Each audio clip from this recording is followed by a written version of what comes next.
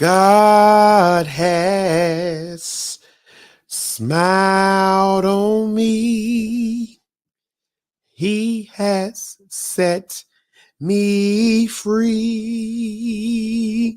God has smiled on me. He's been good to me.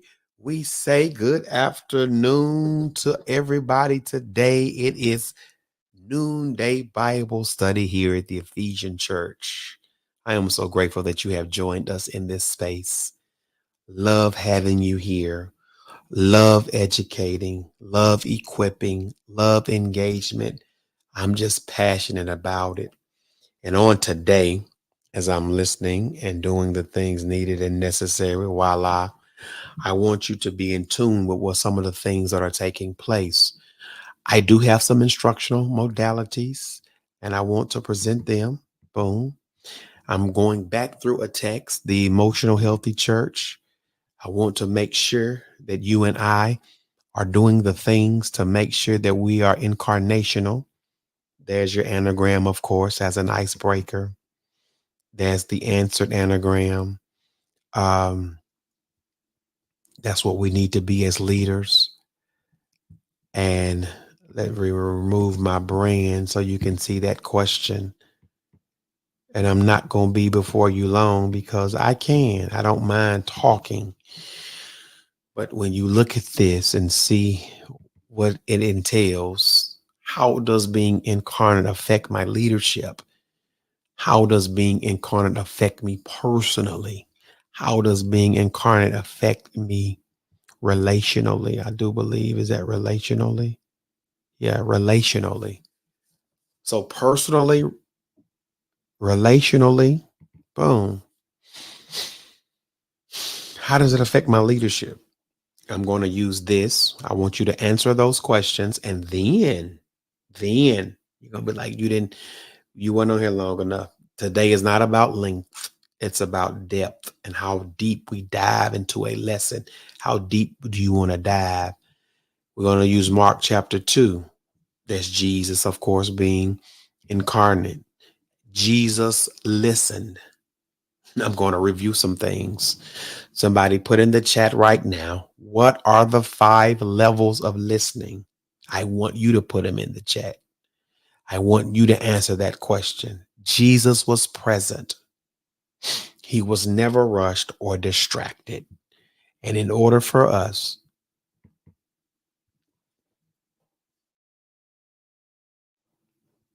in order for you and I to be what God has called us to be, we have to watch the distractions in our life.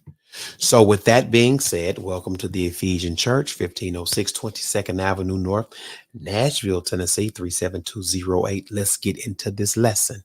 Again, where do you want to begin in your instructions? That's up to you and to the class that you facilitate. You're the facilitator.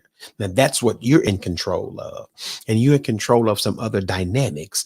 But as a facilitator, make sure you are in control of what you need to be in control. Yes, you are that.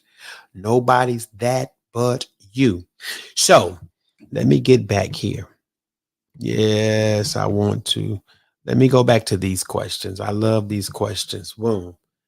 How does being incarnate affect my leadership? How does being incarnate affect me personally? How does being incarnate affect me relationally? These are some questions, ma'am and sir, that have to be answered. Please, at some point, answer those questions. You want to be able to answer those questions. You have to be able to answer those questions. Now you're saying, Pastor, unpack the word incarnate or incarnate. And that's something I want you to do. If we were in person, I promise you I would unpack it. But to be incarnate, just look it up. I mean, you understand what incarnation is. Or being incarnational. So look, I'm going to get out my iPad. I don't have the instructional strategy for this today. I should have put it in here, but I didn't. 1577, incarnate. What does it mean to be incarnate? Yes.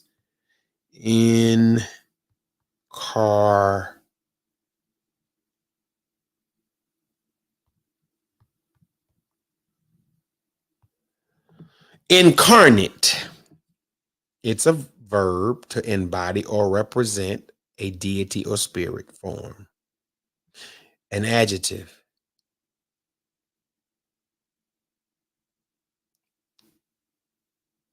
Especially a deity or spirit embodied in flesh and human form. God incarnate. He chose to be incarnate as man.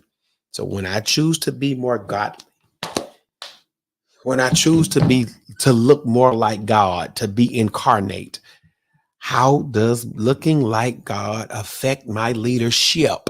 Of course, greatly it impacts it. How does it affect me personally? How does it affect me relationally? So you have those three questions that needs to be answered.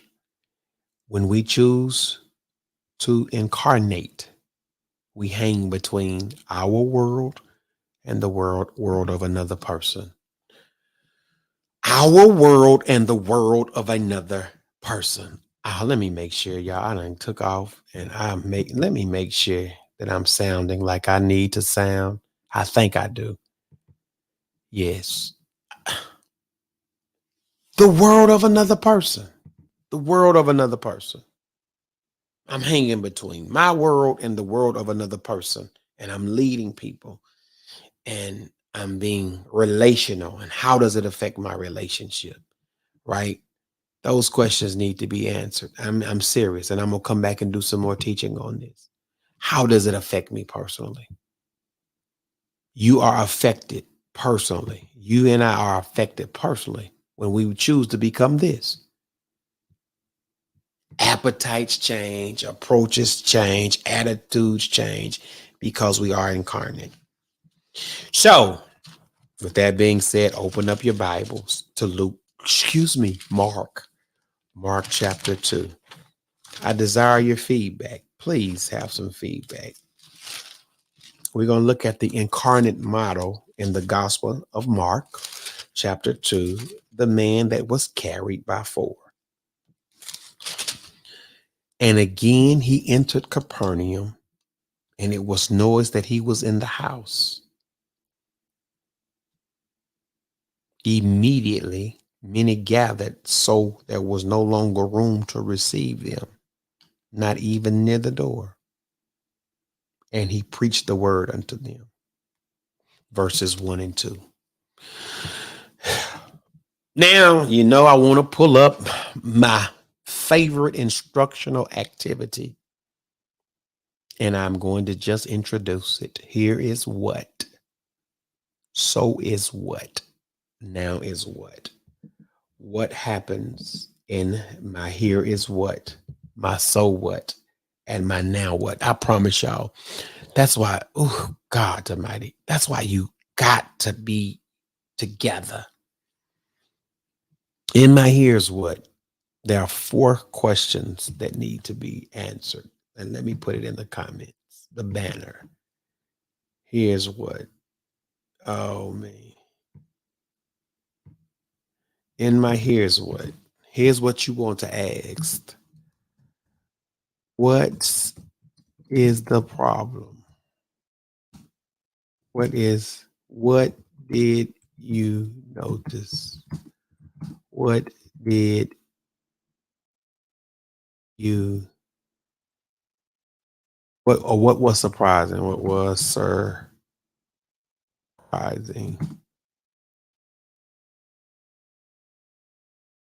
What was surprising about verses 1 and 2? And then what did you learn?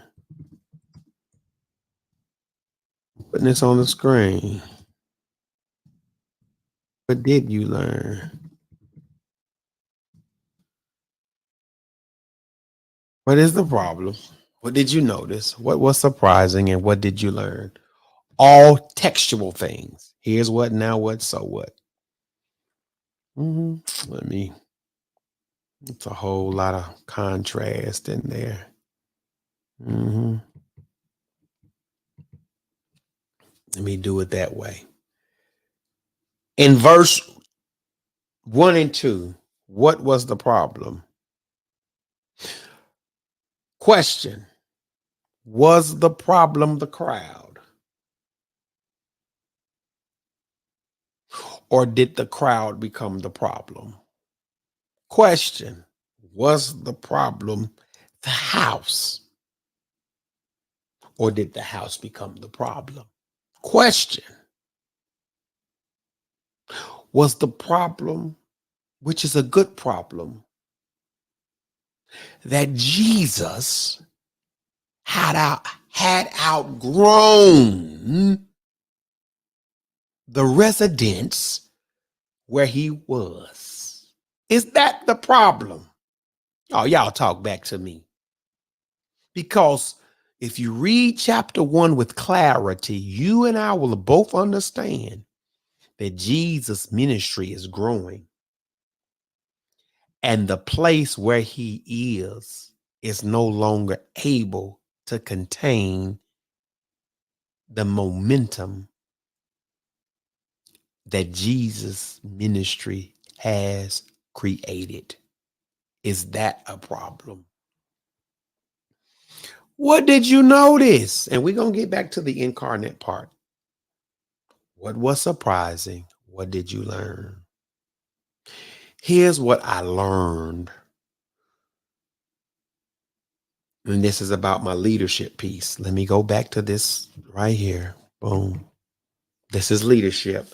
How does being incarnate affect my leadership? This is my leadership piece. I just need to teach this. And if I'm wrong, I'm wrong. I will confess. This is about the leadership piece. This is about leadership, y'all. Leadership. There comes a time in the life of your leadership where your growth is much bigger than the space and the place that you are spatially in, possibly socially in, emotionally in, physically in. We can learn that leaders who lead with diligence, leaders who lead from gifting, from passion, from talent, from skill, from growth, there comes a place and point in their life in their incarnated state where they could be in a place that they have literally outgrown. I heard a preacher say, either, and I thank Dr. Oscar Montgomery for this, a preacher will grow the church where he is, which when he's growing, it's growing. Or that same preacher will kill it and bring it down to his size. And I'm grateful today in my incarnated state that prayerfully, that where you and I serve as leaders, we are growing the organization because we are growing and we are not killing it. So what's the problem? What did you notice? It's scrolling. What is surprising? What did you learn? Mark 1 and 2. How does being incarnate affect your leadership? For Jesus in this season of his life, his leadership was greatly impacted by being incarnate, by being embodied in the flesh as who he was, the Son of God. And he entered into Capernaum after some days, and it was heard that he was in the house. Boom. Look at his entrance. When you are leading, while you are leading, number one, you're always on the radar. When you are leading and while you're leading, especially when you're being incarnate, you're always on the radar. Number two, another take-home truth. Make sure when you're leading and while you're being incarnate, not only do you remember that you're on the radar, remember that you need a residence. He went to a house. And oftentimes as leaders, as we're executing and planning and steering and being strategic, that we don't take time to just rest and get to a place of residence, the house. Jesus often found himself in a house. Chapter 1, he's in Peter's house where his mother-in-law, Peter's mother-in-law, was sick, but Jesus was in the house. And it was in the house Jesus performed the miraculous because he was in residence. It wasn't so much about radar with Christ. It was about residence. And then while he was there, even in his rest, in being incarnate, Jesus knew the redemptive work he was assigned to, preaching and teaching. Radar, residence, and know your redemptive work. He preached the word unto them. I noticed that. He didn't allow the crowd to become anything else other than an audience in which he can serve. Yeah, I noticed that. I learned how he moved, but I noticed that even when the crowd became bigger than his spatial place, he still knew how to serve and not lose himself in the service. That's what I noticed. He didn't lose himself in the service, even when the crowd became bigger than the place. He didn't lose himself in the service. That's what I noticed. What do I find surprising?